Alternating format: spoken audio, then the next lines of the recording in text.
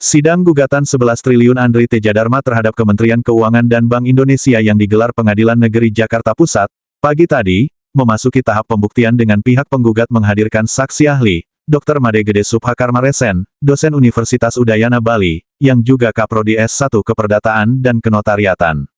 Dalam kesaksiannya, Made Gede Subhakarma menjawab terpenuhinya unsur perbuatan melawan hukum yang dilakukan para tergugat seperti gugatan yang diajukan penggugat. Saksi ahli juga mengemukakan bahwa sebuah perjanjian harus dihormati. Bahkan, jika negara terlibat dalam hubungan hukum privat, negara tidak boleh bertindak sepihak sebagai pihak superior yang melanggar hak keperdataan. Jadi bisa melanggar hak-hak keperdataan.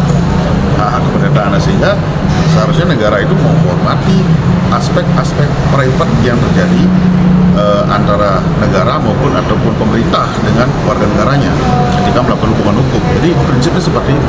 Sementara itu, I. Made Parwata SH, kuasa hukum penggugat, mengaku cukup puas dengan penjelasan saksi ahli. Menurutnya, pendapat ahli telah bersesuaian dan menguatkan kebenaran dalil-dalil gugatan yang mereka ajukan. Ya, kita bersyukur bahwa apa yang disampaikan oleh ahli terkait dengan pendapatnya itu adalah menguatkan kebenaran daripada dalil-dalil yang sudah kami tuangkan dalam gugatan, dan itu tidak terbantahkan, baik itu secara logika maupun secara yuridis, karena memang begitulah faktanya, bahwa asal-usul daripada adanya piutang negara yang ditagih oleh negara itu berdasarkan hasil dari perbuatan atau peristiwa perdata, sehingga dia harus tunduk kepada hukum keperdataan. Ya. Sedangkan tindakan yang dilakukan oleh pihak tergugat satu dalam hal ini adalah sebagai penguasa yang mengedepankan hukum publiknya yang bersandar pada PP, yang mana nyata-nyata PP itu hierarkisnya di atasnya undang-undang dan konstitusi sudah mengatur secara jelas dan tegas terkait dengan keperdataan. Seharusnya dia tunduk kepada hukum keperdataan itu sendiri.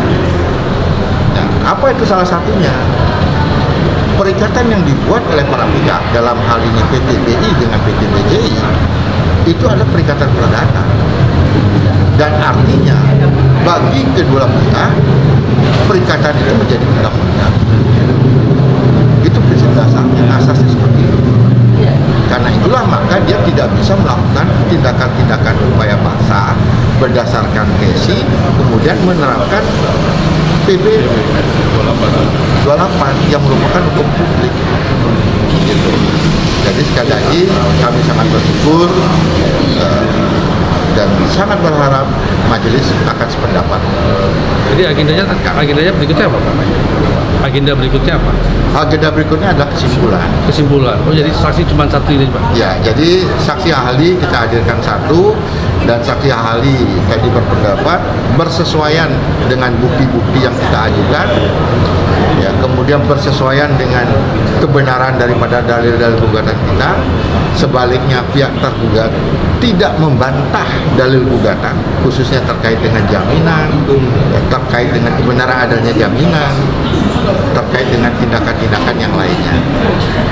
Ya, itu yang menjadi keyakinan kami, bahwa ya, kita berdoa walaupun kita tidak mendahului kehendak Tuhan, mudah-mudahan apa yang kita perjuangkan asas kebenaran ini bisa terwujud. Terima kasih. Oke.